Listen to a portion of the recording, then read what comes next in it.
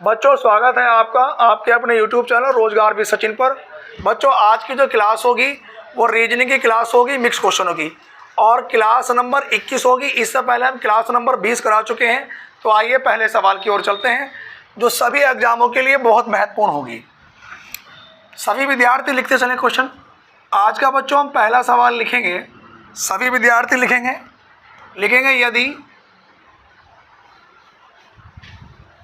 CAT cat बराबर, यहाँ पर सभी विद्यार्थी लिखेंगे भैया 60, BAT बैट बराबर 40 हो तो लिखेंगे SAT बराबर क्या। आज का बच्चों पहला क्वेश्चन है और कोडिंग डिकोडिंग चैप्टर से है सवाल। ये बड़ा अच्छा क्वेश्चन है, करेंगे सभी विद्यार्थी। पहला क्वेश्चन बच्चों ये है कि यदि CAT कैट बराबर 60, BAT बैट बराबर 40 तो SAT बराबर क्या। अब ध्यान देंगे बच्चों, हाँ C का नंबर कितना है 3, A का नंबर 1, T का नंबर कितना है बच्चों 20। अगर मैं इन सबको आपस में जोड़ूं बच्चों तो मेरे पास 60 नहीं आता। अगर मैं इनकी मल्टीप्लाई कर दूं आपस में तो 20 का ना 20 और 20 दिया 60। उसी प्रकार से बच्चों B का नंबर 2 है, A का नंबर 1 है, T का नंबर 20 है, BC का ना 20 और 20 दूनी कितना 40। यहाँ पर बच्चों S का नंबर 19 है, A का नंबर 1 है, T का नंबर 20 है, तो 19 का ना 19 दूनी 38। तो बच्चों सही आंसर कितना निकल के आ गया 380। तो मेरे पहले वाले क्वेश्चन का जो आंसर हुआ बच्चों कितना हुआ 380। सभी विद्यार्थी कॉपी करते चले, बड़े अच्छे क्वेश्चन है, साथ साथ उतारते भी चले। हम अगले क्वेश्चन पर चलेंगे बच्चों। इसके बाद सवाल नंबर 2 पर पहले सभी विद्यार्थी इसको कॉपी कर लें। क्वेश्चन नंबर 2 पर चलेंगे बच्चों, कॉपी करते चलें सवाल को।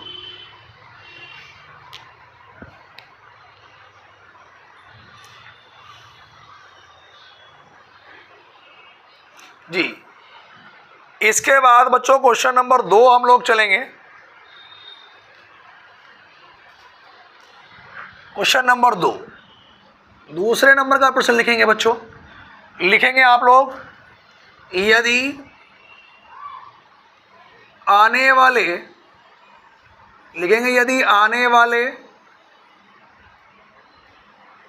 कल के 3 दिन बाद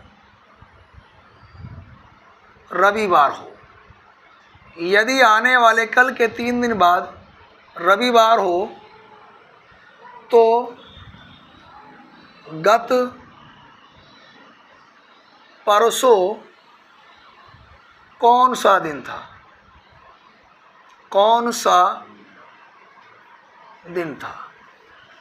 बच्चों मेरे पास क्वेश्चन ये है यदि आने वाले कल के 3 दिन बाद, यदि आने वाले कल के 3 दिन बाद रविवार हो तो गत परसों कौन सा दिन था। बड़ा अच्छा क्वेश्चन है और एग्जाम में कई बार पूछा गया है। यहाँ पर ध्यान दो बच्चों, हम इस तरह के जब भी सवाल शुरू करेंगे बच्चों तो हम कहाँ से शुरू करेंगे, आज से। हम आज लिखेंगे बच्चों, आज के बाद कल और आज से पहले भी कल। अब आने वाले कल के 3 दिन बाद तो 1, 2, 3, और मैंने बच्चों आपको बता रखा कहीं पर भी के बाद लिखा आए तो हम प्लस का 1 दिन अधिक करते हैं, यानी कि जो चौथा दिन है हमारे पास बच्चों ये कौन सा दिन है, रविवार। तो बीते हुए कल से कितने दिन पहले, अब बीते हुए कल से नहीं कहा, गत कल। तो गत कल का मतलब कौन सा हुआ, बीता हुआ कल, यही बात तो कर रहा। तो ये गत कल है तो इससे पहले क्या रहा होगा, परसों। तो ये परसों कौन सा था बच्चों, गत परसों, जो बीता हुआ परसों। गत का मतलब होता है बीता हुआ, ये हमसे पूछा है।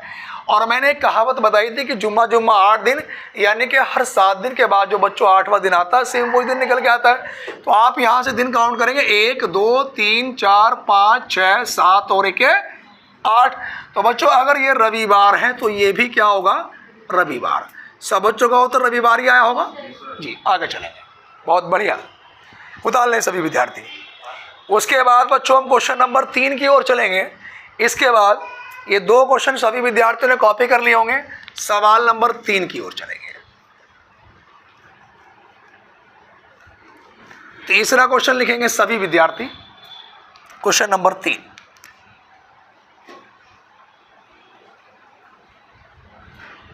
क्वेश्चन नंबर 3 लिखेंगे REGISTRATION, इसमें लिखेंगे रजिस्ट्रेशन।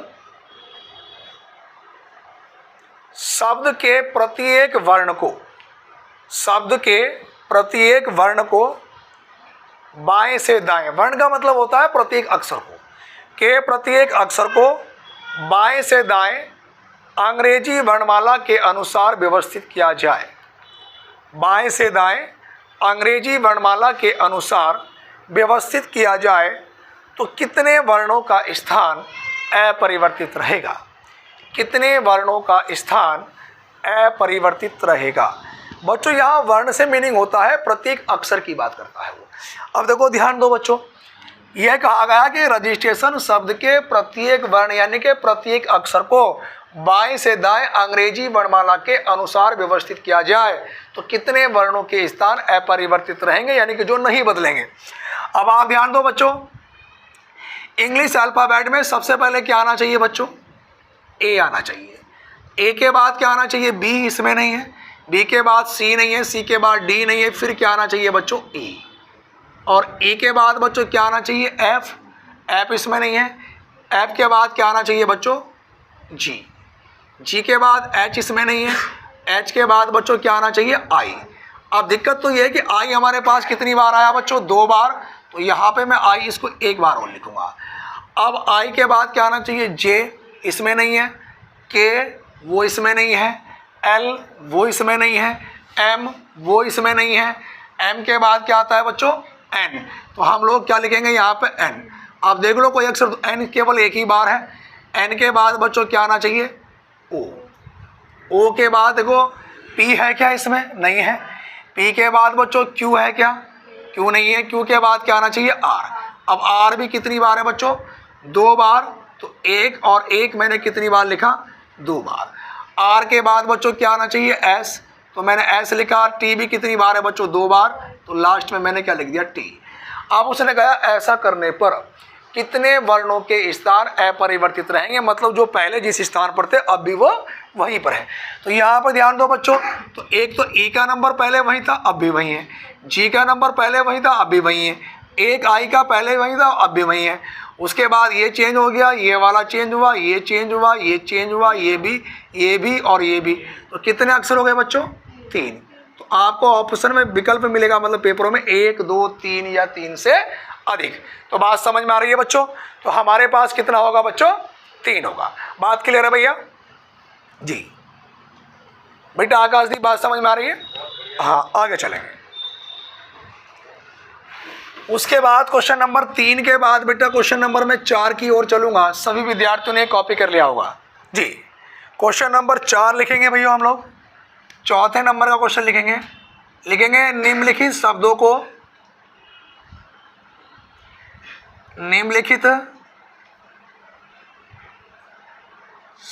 को शब्दकोश के क्रम के अनुसार, शब्दकोश के क्रम के अनुसार रखने पर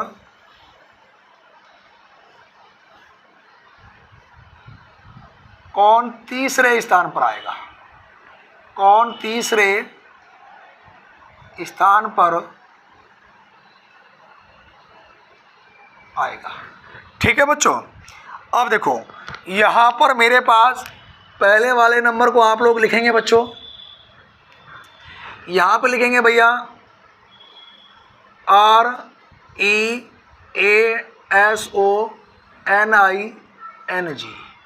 नंबर दूसरा लिखेंगे REASOMING।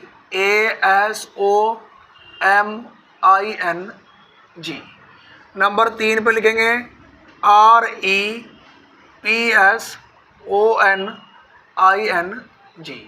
नंबर 4 पे लिखेंगे REKSOMING। अब ये शब्द है मेरे पास। शब्द कुछ भी हो, शब्द से मतलब नहीं है, वो कुछ भी कह सकता है।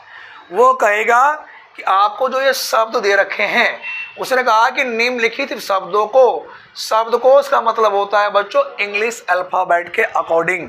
किसके अकॉर्डिंग? ABCD के इंग्लिश अल्फ़ाबेट के, यानी कि जो डिक्शनरी होती है हमारी उसके अकॉर्डिंग रखने पर कौन सा तीसरे स्थान पर आएगा, हमें बताना है कि कौन से स्थान पर आएगा? तीसरे। अब देखो ध्यान दो बच्चों, अगर मैं बात करूंगा तो देखो RE यहाँ भी कॉमन है, RE इसमें भी कॉमन है, RE यहाँ भी कॉमन है, और RE मतलब शुरू के दो अक्षर तो सभी में कॉमन है। मैं अभी ये नहीं कह सकता कि पहले कौन सा वाला आएगा।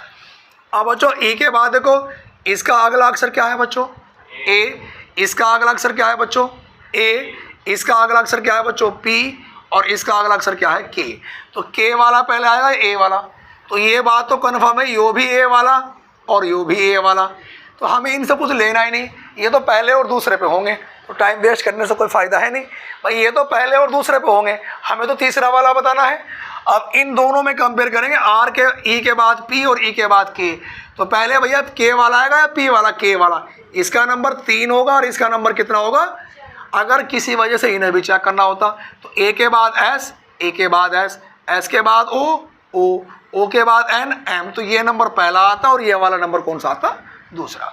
तो तीसरे नंबर पे कौन सा आएगा? ये चौथा वाला। तो ये हमारा आंसर होगा। बात समझ में आ रही है बच्चों? तीसरे नंबर पे आएगा। कॉपी करें सभी विद्यार्थी। उसके बाद बस 10 क्वेश्चन कराने हैं बच्चों, ये 10 क्वेश्चनों की सीरीज चल रही है। इससे पहले जो हम क्लास नंबर 20 करा चुके हैं, आज 21वीं क्लास है।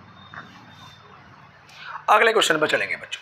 लेकिन सभी क्वेश्चन ऐसे होंगे, चाहे आप उत्तर प्रदेश पुलिस सिपाही की तैयारी कर रहे हैं, रेलवे ग्रुप डी की कर रहे हैं, या आप बैंक की कर रहे हैं, SSC कर रहे हैं, इस तरह के सवाल जो मैं करा रहा हूँ हर पेपर में किसी ना किसी को आपको देखने को मिलते हैं। उसके बाद अगले क्वेश्चन पर चलेंगे बच्चों। अगले क्वेश्चन सवाल नंबर 4 पे हम लोग चलेंगे बच्चों। चौथे नंबर पे, चौथे नंबर के क्वेश्चन पे लिखेंगे, दी गई आकृति, सवाल नंबर 4 ही तो है बच्चों, ये 5, अच्छा इससे पहले 4 करा दिए, चलो 5 है। दी गई आकृति में वर्गों की संख्या ज्ञात करें। वर्गों की संख्या ज्ञात करें। हर पेपर में आता है, किसी में आयत गिनने को आ जाते हैं, किसी में वर्ग पूछ लेता है, किसी में त्रिभुज पूछ लेता है, मतलब हर एग्जाम में इस तरह के सवाल आते हैं। आप देखो ध्यान दो बच्चों, यहाँ पे हमारे पास जो चित्र बना हुआ है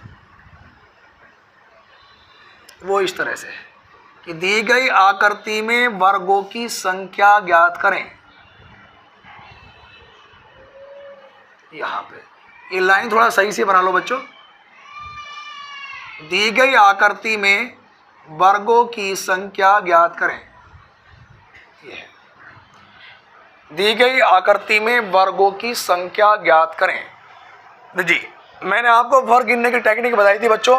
आप इनके नंबर डाल लो, 1 2 3 4 और एक ये 5। इसके बाद 1 2 और एक ये 3। मैंने बताया था कि आप ऐसे गुणा करेंगे इसकी, जैसे ये 5 गुणा 3 और प्लस का चिन्ह लगाएंगे, इन दोनों में से एक एक कम करेंगे और जब तक करते जाएंगे जब तक लास्ट में 1 ना आ जाए। 5 में से 1 कम करा बच्चों, कितना आया? 4, और 3 में से 1 कम करा, कितना आया? 2, प्लस अब 4 में से 1 कम करा बच्चों 3, और 2 में से 1 कम करा बच्चों, कितना आया? 1। तो यहाँ पर ध्यान दो बच्चों, 5 दिया कितना हुआ? ये 15, प्लस 4 दूनी कितना हुआ? 8, और प्लस 3 ही कितना? 3। अब बच्चों ध्यान दो, 15 और 8 कितना हुआ? 23, 23 और 3 कितना हुआ? 26। क्या उत्तर निकल के आया बच्चों? 26। बात क्लियर है? Yes sir. आगे चलेंगे। कॉपी करें सभी विद्यार्थी जल्दी।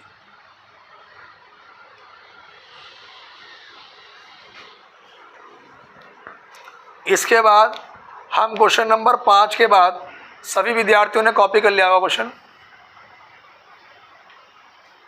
जी। ये हर एग्जाम में आते हैं इस तरह के सवाल, चाहे आप किसी भी एग्जाम की तैयारी कर रहे हैं, और तो और छोड़िए सीटेट तक के एग्जाम में पूछ लेते हैं। उसके बाद सवाल नंबर बच्चों 5 पे हम लोग चलेंगे। इसके बाद 5 के बाद 6 पे, सॉरी, क्वेश्चन नंबर 6।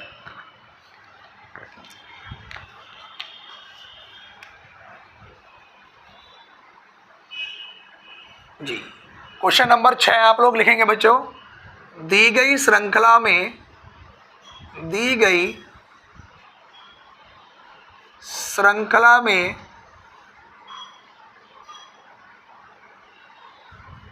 अगला पद ज्ञात करें। बच्चों लिखेंगे दी गई श्रृंखला में अगला पद ज्ञात करें। यहाँ पर लिखेंगे बच्चों आप लोग 61, सही है ना, उसके बाद लिखेंगे 52, उसके बाद 63, उसके बाद 94, आगे लिखेंगे बच्चों हमारे पास बच्चों लिखेंगे 61, 52, 63, 94 और आगे बच्चों क्वेश्चन मार्क, यहाँ पे क्वेश्चन मार्क। यहाँ पे बच्चों सभी विद्यार्थी जल्दी से सवाल कॉपी करें जी। अब देखो यहाँ पर बच्चों ऑप्शन है मेरे पास, ए ऑप्शन है 64, बी ऑप्शन है 46, सी ऑप्शन है 65 और बच्चों डी ऑप्शन है इनमें से कोई नहीं, इनमें से कोई नहीं। बड़ा अच्छा क्वेश्चन है जी। अब ध्यान देंगे बच्चों, इस सवाल में करा क्या गया है, बहुत बेहतरीन क्वेश्चन है और यूपी पुलिस वगैरह के एग्जाम में तो छपना चाहिए। देखो ध्यान दो बच्चों, अगर मैं इनके स्थान चेंज कर लूँ तो ये कितना बना 16, इसके स्थान चेंज करा तो बच्चों कितना बना 25, इसके स्थान चेंज करा 36, इसके स्थान चेंज करा 49। अब आप एक बात देख रहे होंगे बच्चों कि ये 16 किसका वर्ग है, 4 का वर्ग है, ये 25 किसका वर्ग बना बच्चों, 5 का, ये 36 किसका वर्ग बना, 6 का, 49 किसका वर्ग बना बच्चों, 7 का।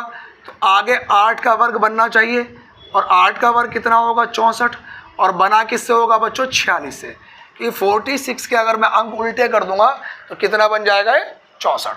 तो मेरे पास इसका जो सही आंसर है बच्चों वो कितना है 46। बात क्लियर है, सभी विद्यार्थी कॉपी करें। उसके बाद बच्चों मैं क्वेश्चन नंबर 6 के बाद क्वेश्चन नंबर 7 की ओर चलूंगा।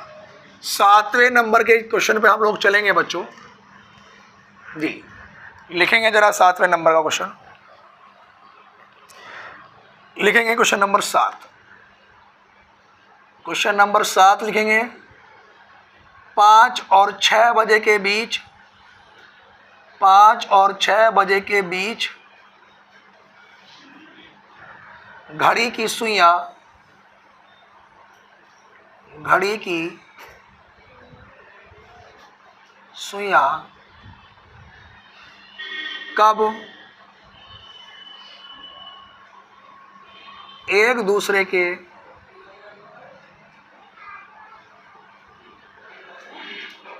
विपरीत होंगी। क्वेश्चन ये है 5 और 6 बजे के बीच घड़ी की सुइयां कब एक दूसरे के विपरीत होंगी। अगर बच्चों कहीं पर समकोण आता है तो समकोण का मतलब होता है 90 डिग्री और विपरीत आता है बच्चों तो विपरीत का मतलब होता है 180 यानी कि 180 डिग्री। बात क्लियर है। और बच्चों मैंने इसका शॉर्टकट आपको बता रखा है, सही है, और घड़ी की पूरे चैप्टर की मैंने वीडियो बना के भी डाली हुई है, बच्चे वहाँ से भी देख सकते हैं।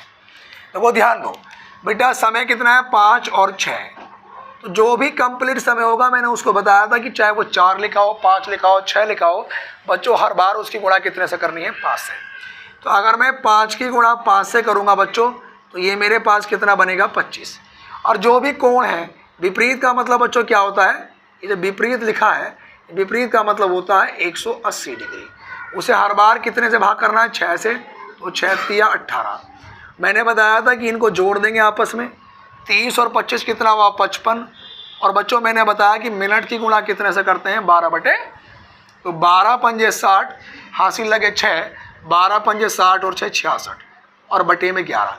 जब मैं 660 को 11 से भाग करूंगा तो 11 छंग 66, तो मेरे पास कितनी मिनट आ गई है 60 मिनट। तो जो मेरा पहला वाला समय होता है बच्चों वही कंप्लीट समय होता है। तो मेरा आंसर क्या होगा बच्चों 5 बजकर कितने मिनट बच्चों 60 मिनट। 5 बजकर कितने मिनट 60 मिनट। और 60 मिनट का मतलब होता है 1 घंटा। कितना घंटे होते हैं, तो मैं इसको पेपरों में लिखा हुआ ऐसे मिलेगा आपको 6 बजे। कितने बजे 6 बजे।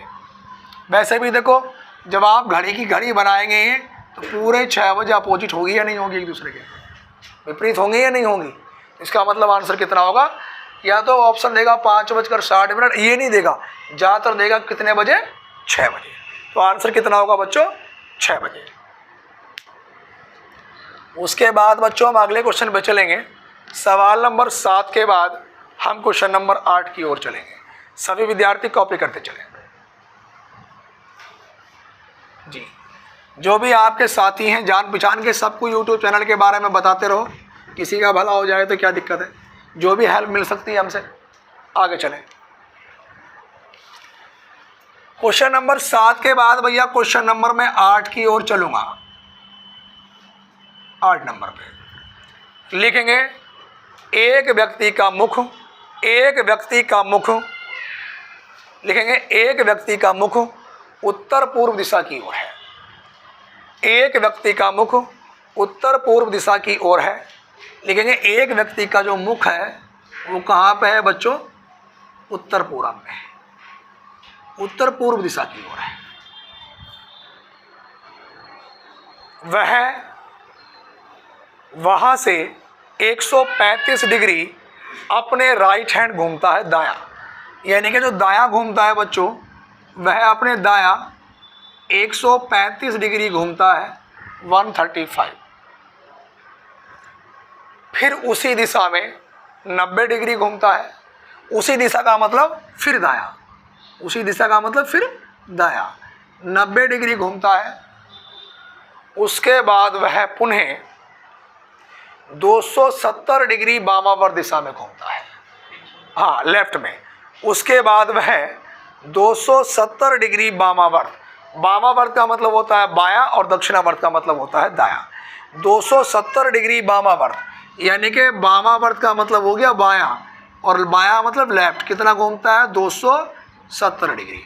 अब उस व्यक्ति का चेहरा किस दिशा की ओर है, अब उस व्यक्ति का चेहरा किस दिशा की ओर है।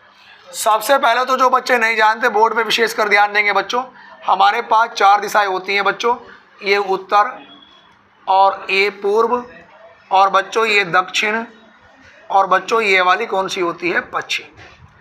और इनकी भी आपस में 4 दिशाएं होती हैं बच्चों। उत्तर पूर्व के बीच की दिशा की बात करूंगा मैं तो क्या होगी, उत्तर पूर्व।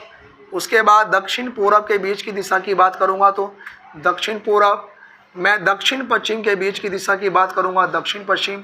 और उत्तर पश्चिम के बीच की दिशा की बात करूंगा, उत्तर पश्चिम। ये बीच का मेन पॉइंट होता है।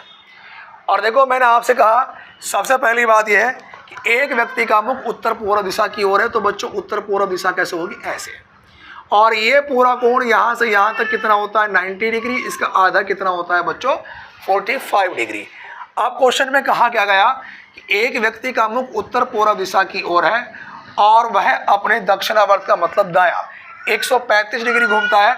अब वो यहाँ खड़ा है तो ये वाला पूरा कोण 90 का था, तो दायां जब मैं ऐसे चलूँगा तो ये 45, तो ये और 45 ये 90 और 45 ये 135।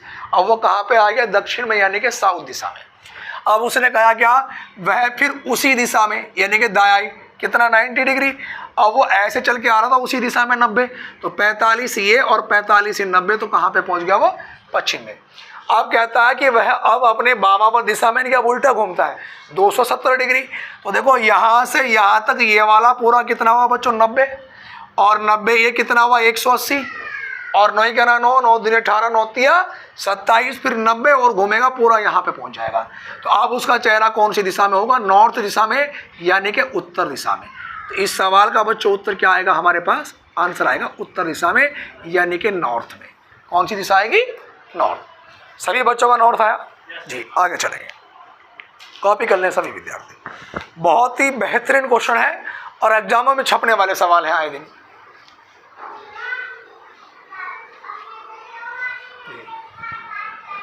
क्वेश्चन नंबर 8 के बाद बच्चों हम लोग चलेंगे क्वेश्चन नंबर 9 पे। सबने कॉपी कर लिया भैया जी। क्वेश्चन नंबर 9 पे हम लोग आएंगे बच्चों। क्वेश्चन नंबर 9,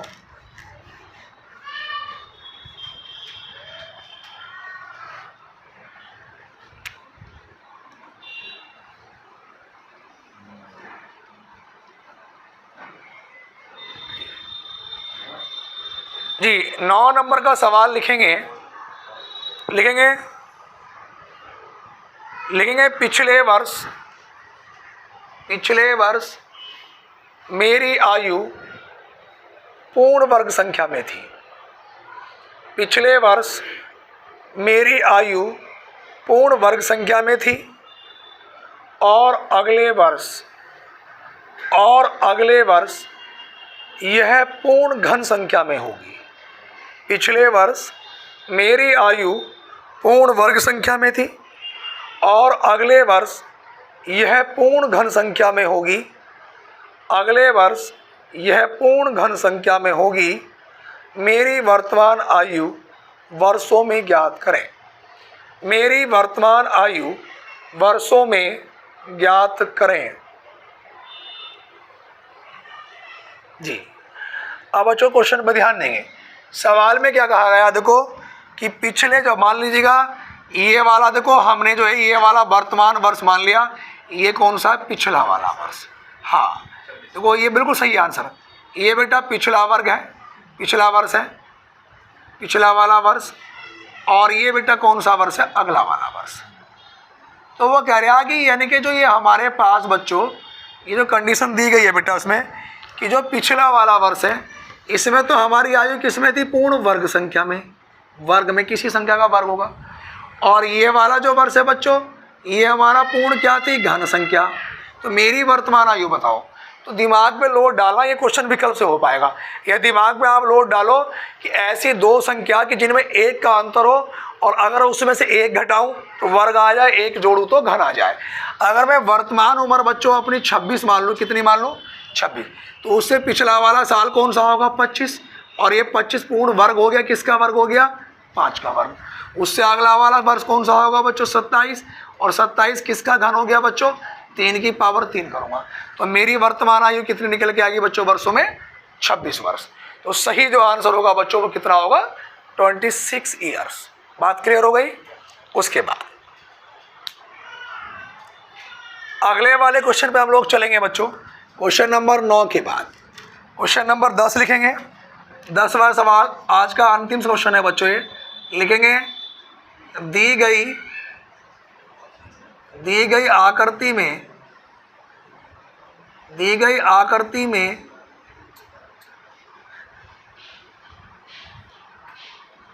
त्रिभुजों की संख्या ज्ञात करें।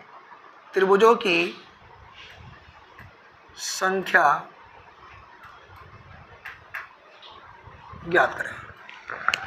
क्वेश्चन ये है बच्चों, दी गई आकृति में त्रिभुजों की संख्या ज्ञात करें। बच्चों चित्र मेरे सामने ये रहा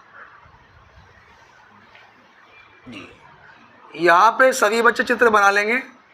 ये 1 बना, ये 2 बने बच्चों, ये 3 बने बच्चों,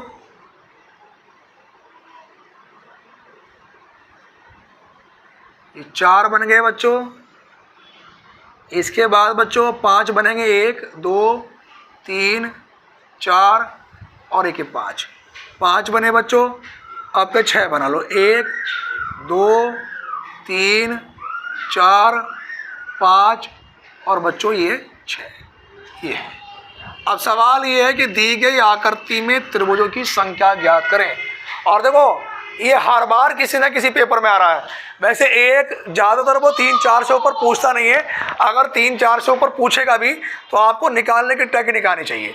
अब यहाँ पर मैं आपको 1 मिनट देता हूँ, सभी विद्यार्थी इसका सॉल्यूशन करें जी। अब देखते हैं क्या आंसर है इसका।